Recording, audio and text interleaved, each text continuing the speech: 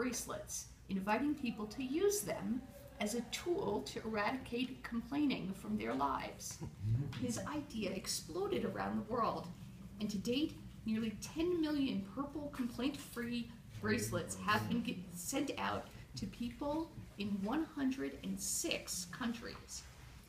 Bowen has been featured on Oprah, NBC's Today Show, CBS Sunday Morning, the ABC World News Tonight, and Fox News Channel.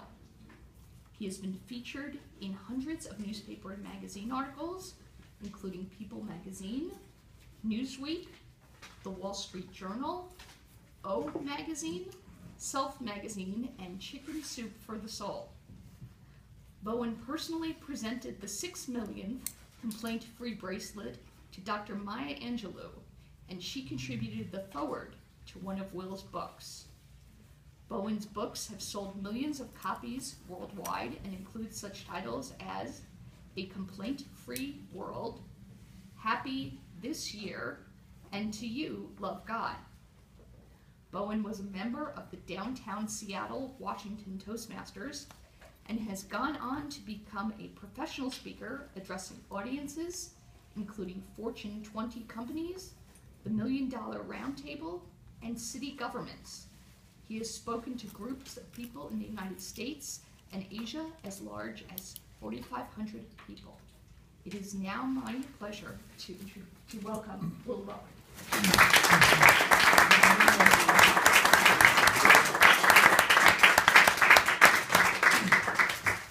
Hi, everybody. Hello. Thank you for allowing me to be here. If I seem a little awkward with my gesticulation, it's because I had shoulder surgery 4.5 weeks ago, and so my right hand is a little awkward for me right now. So I would like to invite any of you who would like. I know Jeff is filming me as well as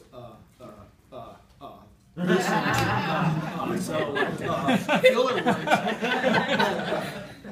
Anybody else who, if you would like to record me, please feel free. Pull out your speakerphone, your smartphone if you want to listen to it later. I'd like to ask a question. Are any of you all aspiring to be professional speakers, possibly? If you are, raise your hand. If you're not, that's okay. Good. We got 1, 2. Great. Awesome. Everybody else, more personal development, that kind of thing is why you're in Toastmasters and career development and everything? Well, then let me begin by dispelling a myth. I have asked this in the form of a question before, and it sometimes upsets people, so I won't do that. I'll just tell you, this is a myth. The #1 fear that people have in this world is not death, is not speaking, rather. You've all heard what? The #1 fear is what? Speaking, right? People are more afraid of speaking than what? Dying. Trust me, that is not true. People are not afraid of speaking. People are afraid of being embarrassed. Yes. That is the #1 fear human beings have. It is to be embarrassed. Trust me, right now I'm a lot more comfortable than if you told me I was dying. And the reason I'm comfortable is I have done this a lot. And that's one of the keys of speaking, is you have to do it a lot, a whole lot, to get better and better. So I'm going to give you, by the way, first of all, I speak probably 20, 30 dates a year. In addition to that, I speak every Sunday at my little church. So you're looking at somebody who speaks 80 to 100 times a year. This is the first time in 25 years anyone has ever asked me to speak on speaking. So thank you. I have been in the best mood, looking forward to this. So here's what I want to share with you that I learned both through speaking and also through working with speaking coaches through the years. And I'm going to give you an acronym. I call this Mastering the 5 Basics of Speaking. Here is the acronym.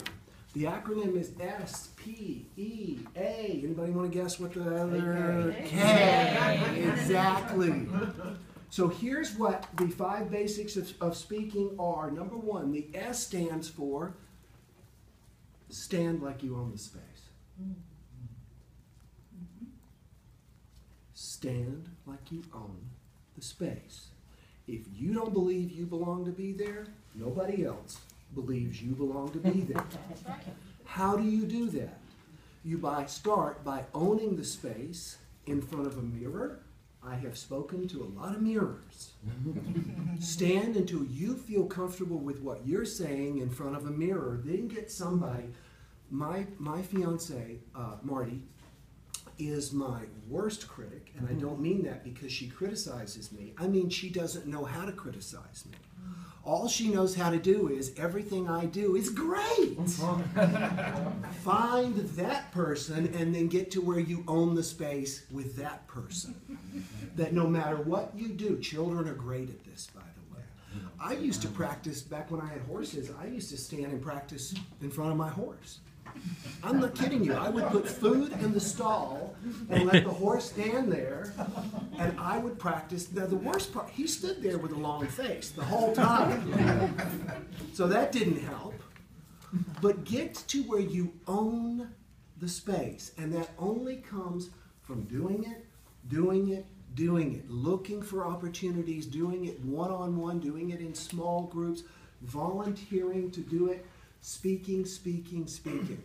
Malcolm Gladwell's wonderful book, The Outliers, he talks about the Hamburg effect, where the Beatles played in Hamburg, Germany, 7 days a week, 10 hours a night for 6 to 8 months, sometimes a year at a time. Before the Beatles went on the Ed Sullivan Show, they had played together for about 10,000 hours. That seems to be a magic number. Bill Gates coded software before he created DOS, Disk Operating System, which is the infrastructure for Windows, 10,000 hours. I've never looked it up as to whether I've spoken 10,000 hours, but the key is it's like layers of paint. I took my daughter to see the world's largest ball of paint last year. Aren't I a great dad? I took her to see this. We called it our obscure tour vacation. So I took her to this, and it literally is a ball of paint that weighs 33,750 pounds. Each one an individual layer of paint, 1/10 the size of a human hair. You get better every time you speak by speaking.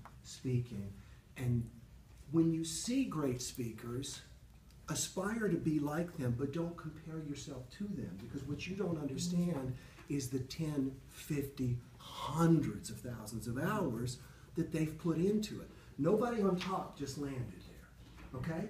Yeah. So what does the S stand for? Stand like you own the space, okay? The P in speak stands for pacing is, wait for it, everything. Pacing is everything. I notice, and you'll excuse me, I'm a little warm, I'm going to take my jacket off because I own the space. I notice that especially new speakers, they tend to write out their speeches, and then they tend to read them, and then they get up, and it's like they don't want to forget anything, and they want to make sure that they're doing it. So they're going around, and they're doing like this, and everything is going really, really well.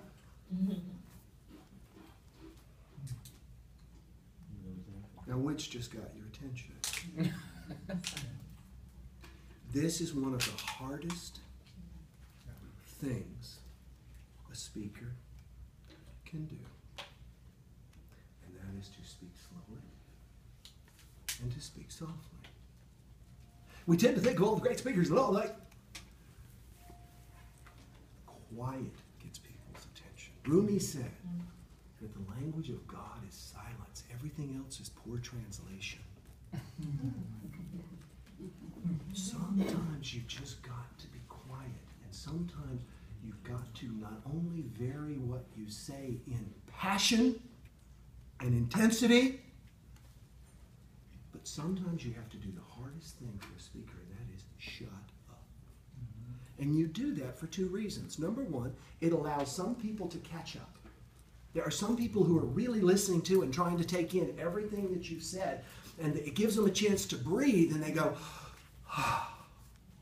The other thing it does is it allows some people to wake up. Because as I'm speaking or anyone is speaking, hopefully it's causing you to think of something else, which is causing you to integrate what I'm saying. But as a result of that, you are taking it in, and you're now in your world instead of mine if I'm quiet.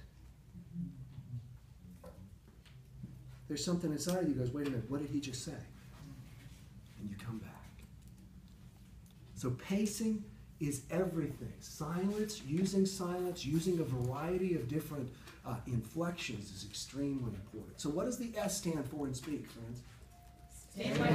Stand like you own the space. The P stands for? Pacing is everything, okay? The E stands for exude, attention, and warmth. Exude, attention, and warmth.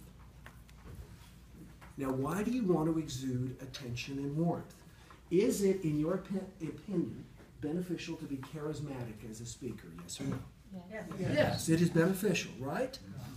We have believed in the past that some people are born charismatic and that some people are not charismatic, and it's just the way it is, and that's just can't be overcome. In the wonderful book, The Charisma Myth, they explain what charisma is. There is a formula for it. It can be cultivated. Charisma equals power plus attention plus warmth. Right now, who has the power in this room? You. Why? You're all looking. You're all looking at me, number one. What else? I'm standing up. You're waiting on me to speak. Who has the power in the room when you speak? I do. Exactly. We tend to forget that. We tend to think that the audience has the power. Biggest thing, if I could give you one thing to take from today, here it is. In my opinion, a lot of speakers stand up and what is going through their mind is, how am I doing? How am I doing? How am I doing? I don't care how I'm doing. I care whether or not you're with me. My question that is always going through my head is, are you with me? Are you with me? Are you with me? Are you with me? Are you with me? Are you with me? I have a speech that I have given literally hundreds of times. And what I have found is that there is a period of time when I lose everybody. I've also found that there's a period of time that if I stay with it and stay genuine to who I am and don't start freaking out, oh my God, I lost you. They sense that. But if I go, I don't care, I'll get you back. And I keep talking and knowing where I'm going, guess what happens every time? I get you back. I was the keynote for a banking organization somewhere, I forget, a couple of years ago. And I got up and spoke, and they had just announced how terrible and layoffs and everything else. And I get up, and everybody's like, the whole time. And I just kept thinking, I can walk off this stage, or I can do what I'm hired to do, and I'm hired to get them with me. And I kept going. I kid you not, it was 5 minutes before my finish. But they came around. Are you with me? Keep asking that question. Are you with me? Are you with me? Are you with me? It keeps you accountable to being with your audience, too. Instead of trying to put on some kind of show. Being genuine. So you want to exude attention and warmth.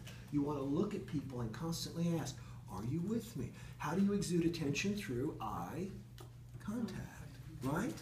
You give people eye contact. How do we exude warmth? Smile. Smile. That's not how my dog does it. Okay? This is the tape. Okay? He's going like this. Human beings smile. Now I'll let you know a little secret. I've been working on my smile for the last year. Because I find that especially when I get busy, I have the frown. Okay? Nobody wants to be around that. People would rather spend the day with Winnie the Pooh than Eeyore. And it's up to us to change our face. And I discovered, this is one of those things that Hallmark would say, oh my God, everybody knows that, forget that. But what I discovered was the more I consciously forced myself to smile, the world smiled back. Blinding flash of the obvious. You want your audience to smile? Smile at your audience. Okay? But don't be creepy. Man, when I was in ministerial school, because I'm also an ordained minister, there was a woman who was always like, And she reminded me like one of those rotating fans. The whole time she spoke. So the S in speak stands for what? Stand like you're on the space. This P stands for what? Pacing is everything. And the the E stands for? Exude attention and warmth. Exude attention and warmth, because if you exude attention and warmth, what do you end up with? Everybody's with you. Everybody's with you, but what's the word? What's the magic word that everybody? Charisma. You've already got the power. This gives you your attention and your warmth, and then you have charisma. Try and find a leader that people follow that is not charismatic. Try and find one. They're just not there. You may think that person's not charismatic, but at least to the followers, that's a charismatic person because they have power, warmth, and attention. All right? So here is the A in speak. Arms. Arms. Exactly. Gesticulation. I noticed when I first began speaking that was an extremely difficult thing for me. What do I do with my hands, right? What do I do with my hands? What do I do with my arms? And I began to watch in my hometown. I'm from Columbia, South Carolina. There's a man named Joe Penner, and he always did the local TV commercials. And I noticed that when Joe stood, his elbows were here, his hands were here, and this is how he talked. Now, seems a little forced, right? But the thing was, it wasn't distracting. He kept the focus on himself and on the client when he was talking. Gesticulation is not difficult. Just remember, how many of y'all saw the movie Hitch? With Kevin James and Will Smith. Remember when Will Smith tried to teach Kevin James how to dance? Yeah. Kevin James, like a fool, he's like, no man, this is where you live, right here. Yeah. When you are starting as a speaker, this is where you should live, and it makes you more comfortable. And I discovered something I want to share with you. Here's my sling that I've been wearing, which I really only need to wear usually now when I'm in public, because I find that it keeps people from like bumping me and stuff like that. I was in New York last week. But this is from my shoulder surgery, and I want to show you something funny. When I put this on, and I've been wearing this for so long, where's my arm? Right where you want it. Yeah. Get two slings. I am not kidding you. If you've got a speech coming up, get two slings and practice it while you're doing it, so that you get used to having your arms in the right space. If your arms are awkward and if people feel like your awkwardness, awkward arms, awkward speech, forgotten speech, you should really work on keeping them. So get two slings. I'm very serious about that. Because what I have found is that after 5 weeks of wearing a sling, my arm, this right arm, tends to kind of stay this way. The other suggestion would be, and this is probably for a very small group of you, but I used to actually teach juggling. So also, you keep your hands in here when you juggle. Now, I don't know if I can do it with my right hand, not very well. But with juggling, your arms are also here. Okay?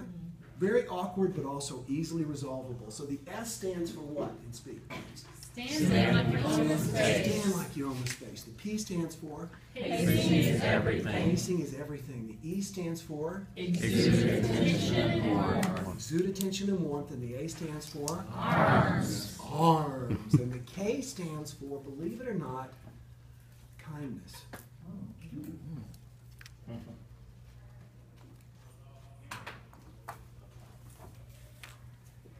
Everybody wants to stand up and dazzle everybody. No. Zig Ziglar was brilliant when he said, they don't care how much you know until they know how much you care. And you can't. I used to have a friend who used to say, always be sincere, even when you don't mean it. Okay? You have got to develop sincere appreciation for people and a like for people, and remember why you're doing this. You may do this as a means of expanding your own career or expanding your own self. But if you remember that every opportunity you speak to somebody, you get to make their life a little better or a little worse, whether it's one-on-one or whether it's a group, and you set your intention on making people's lives a little bit better,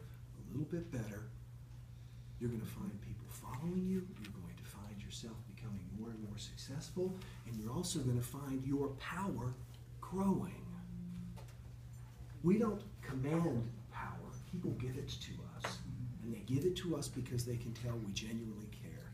And speaking is a great opportunity to provide that. I was thinking about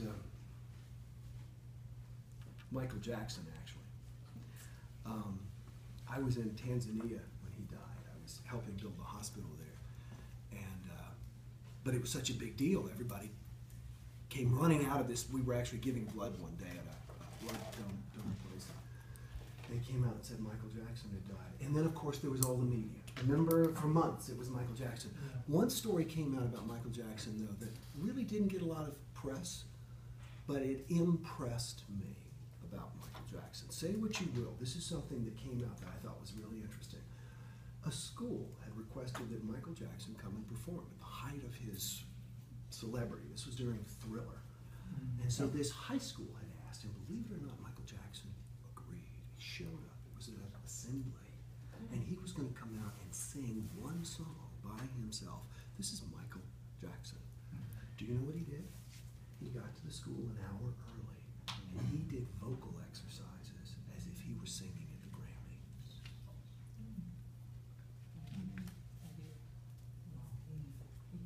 If you start thinking, yeah, it's just a small crowd, yeah, it's just these people, give it up.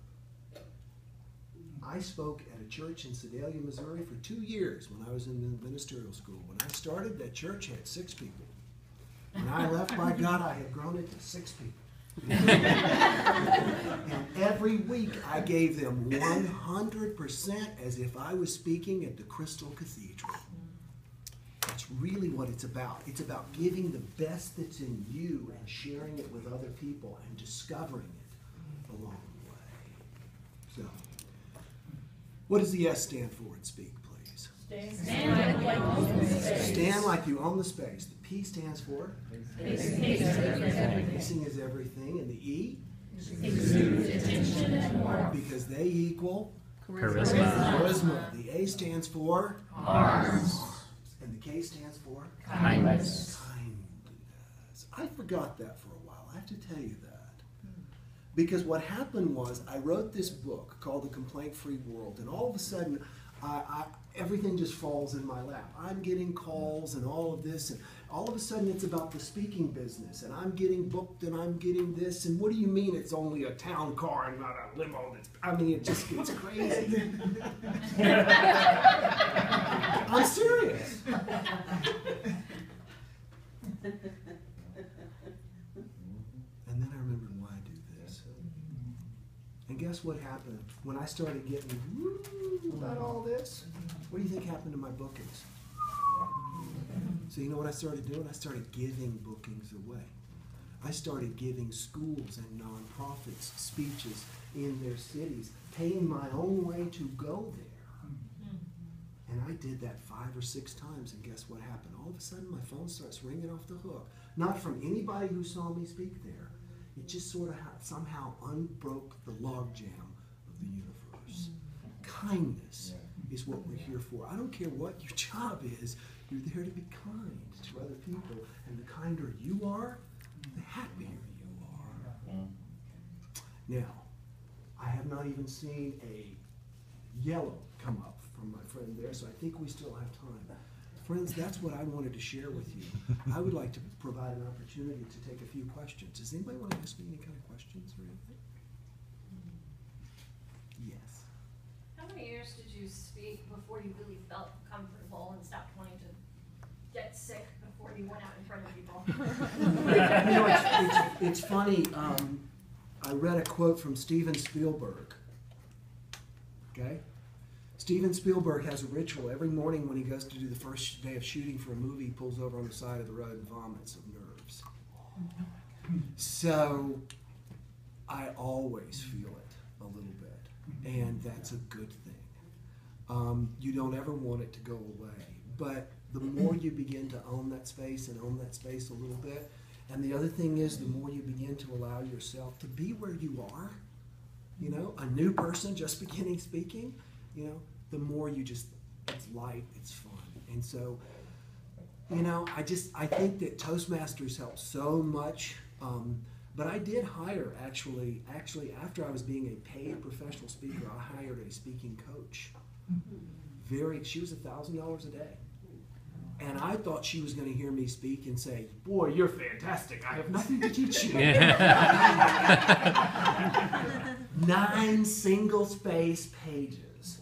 Don't button and unbutton your jacket. Don't do this. What? Oh, but she was right, and it was great. So you may never want to take it to that level. But my guess is you probably feel a little better now than you did when you started.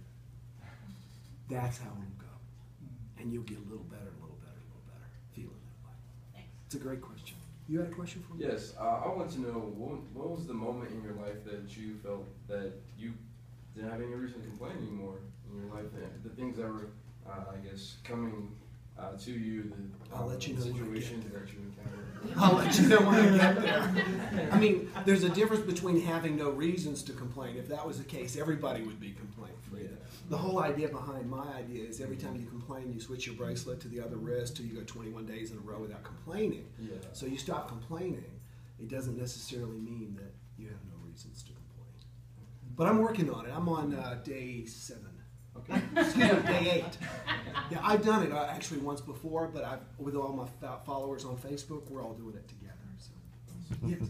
I apologize. You know, I wear bracelets, but I never heard of the purple one. So That's how okay. do I get one?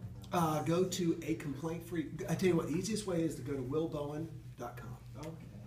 willbowen.com, and you can click on a complaint-free world there. What's the bracelet say? It says a complaintfreeworld.org. You complain, you switch it to the other wrist, and then you to mark what day you're on. So, like right now, I'm on actually the bracelet. I'm wearing this here, but it should be here because I'm on day 7. Like I said. Yes. Did you? I did. When you were upset at there being in a town car instead of a limo, did you switch your bracelet? I did. Okay. No, actually, I never really got that petty. What happened was that all of a sudden, I wanted to become a professional speaker, and I told my literary agent, who told a speaking agent, and all of a sudden he called me and he said he would get me some gigs, and nothing happened. And 3 or 4 months later, he got me one, and he told me how much, and I went, because it was, to me, a lot of money. And then they started coming, and I got a little jaded about it. I just got to where And you switched the I bracelet did. at that. Yes, I did. Other questions? What do you normally speak about? I mean, you know, you're speaking to our group, but if you're out in a public setting, speaking in another engagement, what's your topic? The complaint-free world. That is what I do probably 95% of the time. Yeah. And I've got probably, I think, 12 gigs already set through the end of the year. It's just amazing how this is. Is it basically the same continuing. speech then throughout? Yes, it is. Which is one other reason I'm grateful to do this. Because, y'all know the comedian Yakov Smirnoff? He's one of my best friends. And Yakov has done the same show for 12 years now. And he's gotten to where he's balancing his books in his mind, and he's planning his vacation because he's done it. And with that speech, I've done it so many times, I sort of get the same way. So this is exciting. I'm performing without a net here. Yes? So, I don't know if there's a behind me. So you said 9 pages of single space. Yeah. How did you track, or do you track, your progress toward correcting and improving? Oh, I took every single one of them and I just worked on it. I mean, one of the things was the old 3 parts to your speech. Make sure you have it from the beginning, etc., which I have then evolved over time.